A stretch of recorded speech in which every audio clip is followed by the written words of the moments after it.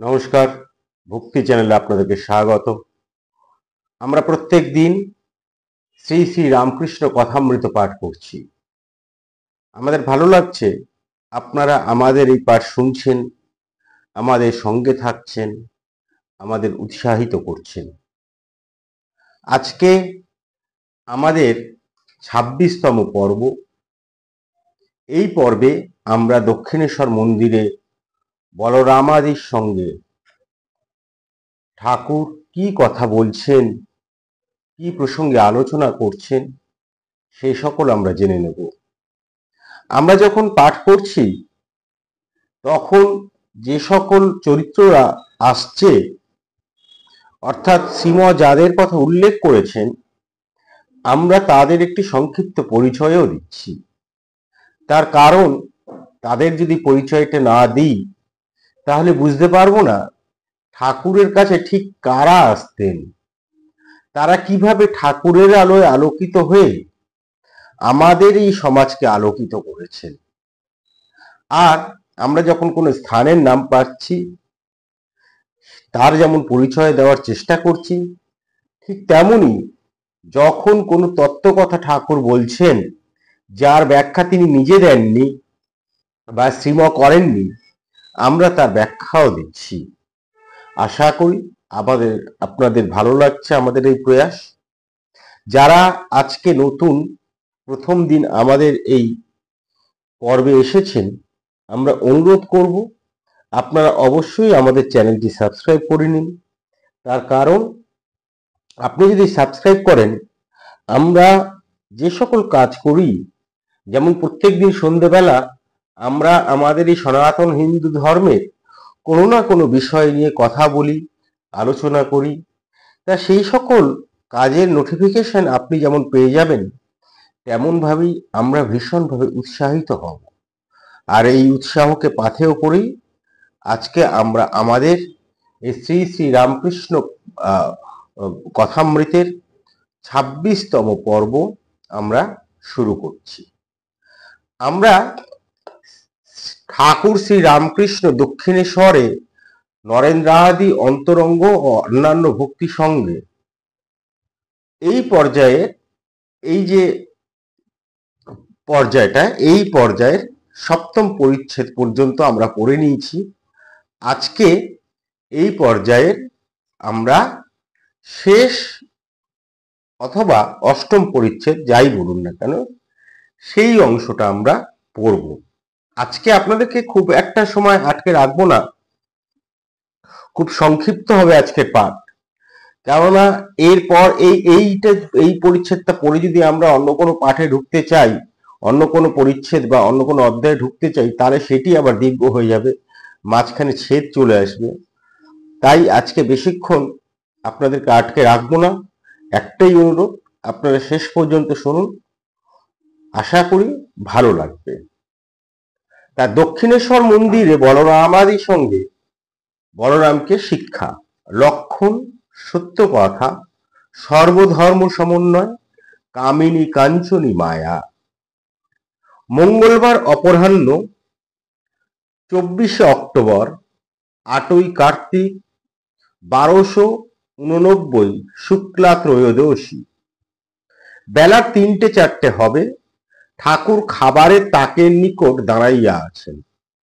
বলরাম ও master Calcutta হইতে এক গাড়িতে আসিয়াছেন ও প্রণাম করিতেছেন। প্রণাম করিয়া বসিলে ঠাকুর হাসিতে হাসিতে বলিতেছেন, তাকের উপরে খাবার নিতে গিয়েছিলাম, খাবারে হাত দিয়েছি, এমন সময় টিকটিকি পড়েছে, আর অমনি ছেড়ে দিয়েছি। সকলে হাসছে। শ্রীরামকৃষ্ণ: হ্যাঁ গো, ওসব মানতে হয়। এই দেখো না রাখালের অসুখ, আমারও হাত পা কামড়াচ্ছে। হলো কি জানো, আজ সকালে বিছানা থেকে উঠবার সময় রাখাল আসছে মনে করে অমুকের মুখ দেখে ফেলেছি। সকলের হাস্য। হ্যাঁ গো, লক্ষণ দেখতে হয়। সেদিন নরেন্দ্র এক কানা ছেলে এনেছিল, তার বন্ধু। চক্ষুটা সব কানা নয়। যা হোক, আমি ভাবলুম এ আবার কি ঘটালে। এখানে ঠাকুর কানা ছেলে বলতে বলছেন যিনি অন্ধকারে বাস করেন, যার মন অন্ধকার, কিছুই জানে না সে, তাকেই কানা বলছেন। কারণ তারপরেই উল্লেখ করছেন ঠাকুর, চক্ষুটা সব কানা নয়। আচ্ছা, আরেকজন আসে, আমি তার জিনিস খেতে পারি না, সে আপিসে কর্ম করে, তার 20 টাকা মাহিনা, আর 20 টাকা কি মিথ্যা বিল, মিথ্যা বলতে এখানে বিল, বিল লিখিয়ে পায়। আর 20 টাকা কি মিথ্যে বিল লিখিয়ে পায়? মিথ্যে কথা কয় বলে, সে এলে বড় কথা কই না, হয়তো 2-4 দিন অফিসে গেল না, এইখানে পড়ে রইল। কি জানো মতলব, যে যদি কারুকে বলে কয়ে দেয় তাহলে অন্য জায়গায় কর্ম কাজ হয়। এই যে দেখুন, আমরা যখন ঠাকুরের এই যে কথাগুলো আমরা শুনতে পাচ্ছি, ঠাকুরের চরিত্রের কথামৃতের মধ্যে দিয়ে ঠাকুরের চরিত্রের বিভিন্ন দিক দেখতে পাচ্ছি। ঠাকুর কিন্তু কোনোভাবেই অসততা বা অজ্ঞানতা এগুলো পছন্দ করতেন না। এতটাই অপছন্দ করতেন যে যারা এগুলো বহন করতেন, অজ্ঞানতা, অসততা, তাদেরকেই তিনি এড়িয়ে চলতেন। এবার ঠাকুর বলছেন, মানে ঠাকুর এরপরে বলছেন, তার আগে বলরামের একটি পরিচয় আমরা দিয়েছি, বলরামের বংশের পরিচয় দিয়েছি। তা শ্রীময় এখানে বলরাম সম্পর্কে এরপরেই বলছেন, বলরামের বংশ পরম বৈষ্ণব বংশ। বলরামের পিতা বৃদ্ধ হইয়াছে, পরম বৈষ্ণব, মাথায় শিখা, গলায় তুলসীর মালা, আর হস্তে সর্বদাই হরিনামের মালা জপ করিতেছেন। ইহাদের উড়িষ্যায় অনেক জমিদারি আছে, আর কোঠারে, শ্রী বৃন্দাবনে ও অন্যান্য অনেক স্থানে শ্রী শ্রী কৃষ্ণ বিগ্রহের সেবা আছে ও অতিথিশালা আছে। বলরাম নূতন আসিতেছেন, ঠাকুর গল্পচ্ছলে তাহাকে নানা উপদেশ দিতেছেন। শ্রী রামকৃষ্ণ, সেদিন অমুক এসেছিল, শুনেছি নাকি ওই কালো মাকটার গোলাম। ঈশ্বরকে কেন দর্শন হয় না? কামিনী কাঞ্চন মাঝে আড়াল হয়ে রয়েছে বলে।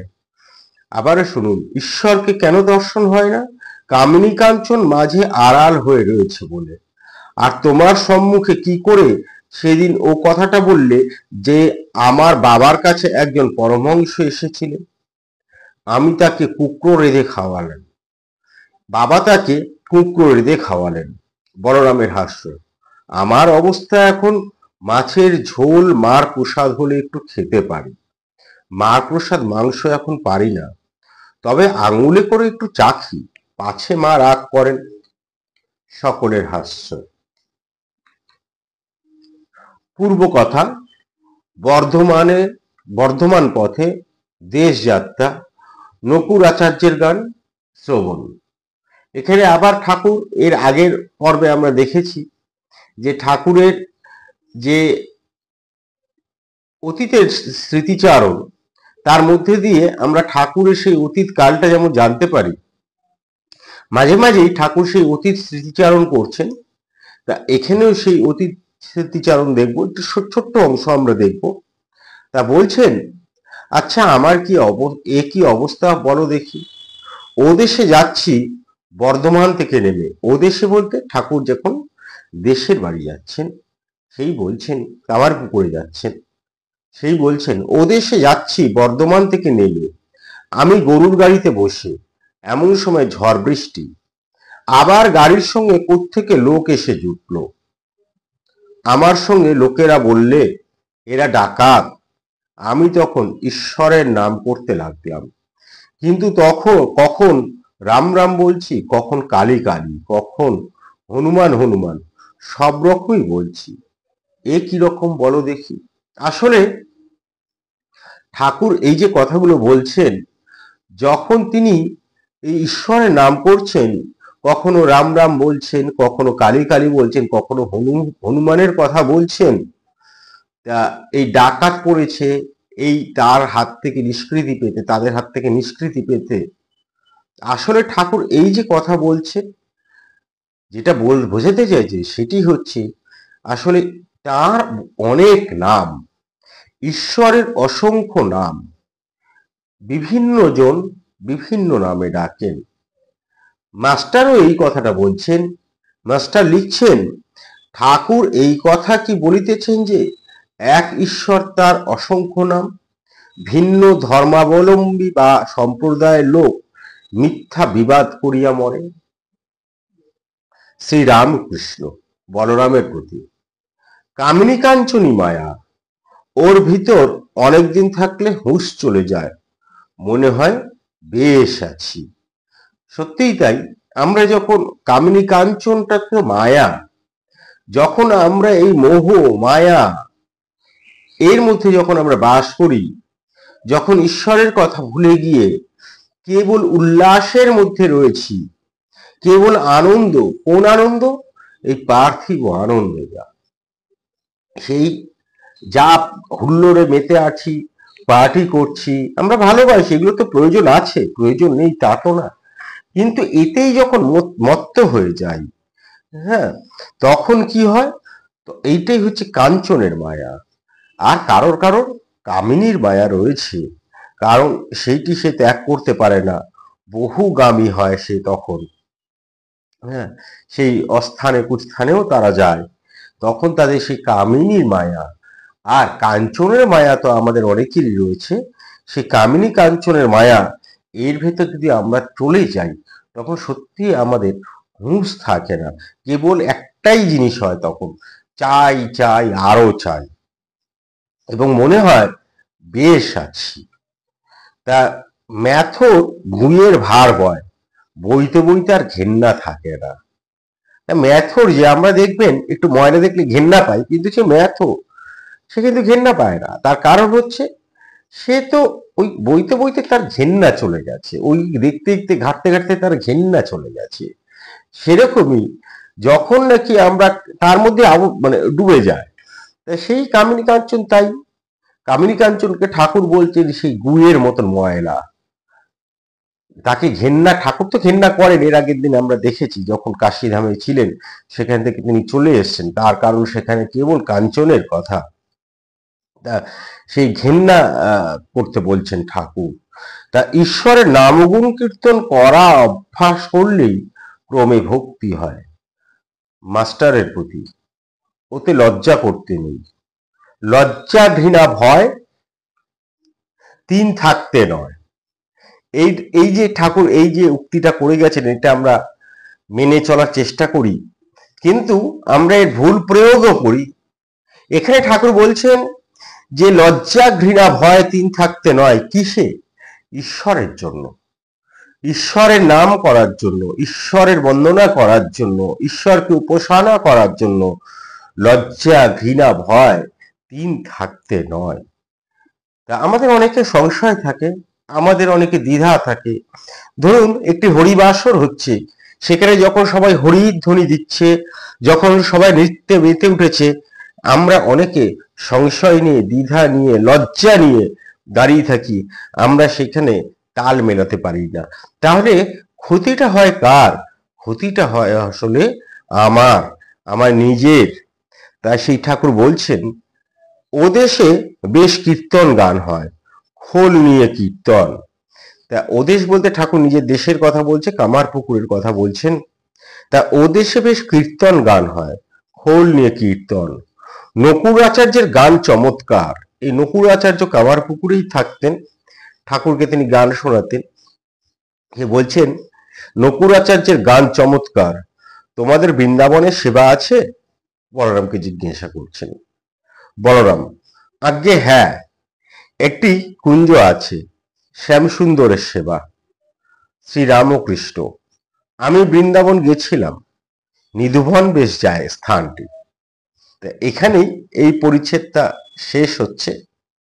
তা ঠাকুর যে বৃন্দাবনে গিয়েছিল এবং নিধুবনে গিয়ে কিরকম অবস্থা তার হয়েছিল, আমরা এর আগের পর্বে শুনেছি। তা আপনারা চাইলে যারা শোনেননি এখনো, তারা শুনে নিতে পারেন। আরেকটা কথা বলি, আমরা এখনো পর্যন্ত যতটা পাঠ করেছি, প্রত্যেকটি পাঠ আমাদের প্লে লিস্টে রাখা আছে, আপনারা চাইলে প্রথম থেকে একেবারে শুনে নিতে পারেন। আর আগামীকাল আমরা এই শ্রীযুক্ত কেশবচন্দ্র সেনের সহিত ঠাকুর শ্রী রামকৃষ্ণের নৌকা বিহার, আনন্দ ও কথোপকথন, এই পর্যায়টি আমরা পাঠ করব এবং আমরা জেনে নেব আরো কিছু তত্ত্ব কথা। তার কারণ আমি আগেও বলেছি, সে বিদ্যাসাগরের সঙ্গে যখন দেখা হয়েছিল, সে যুগ পুরুষের মিলনে অনেক নতুন নতুন কথা উঠে আসে। ঠিক তেমনি কেশবচন্দ্র সেনের সঙ্গে যখন দেখা হয় বা কথা হয় ঠাকুরের, তখনও কিন্তু আমরা নতুন নতুন অনেক কথা জেনে নিতে পারি। আজকে এই পর্যন্তই। ভালো থাকবেন, ভালো রাখবেন, নিজে আনন্দে থাকবেন, অন্যকে আনন্দিত রাখবেন। ধন্যবাদ, নমস্কার।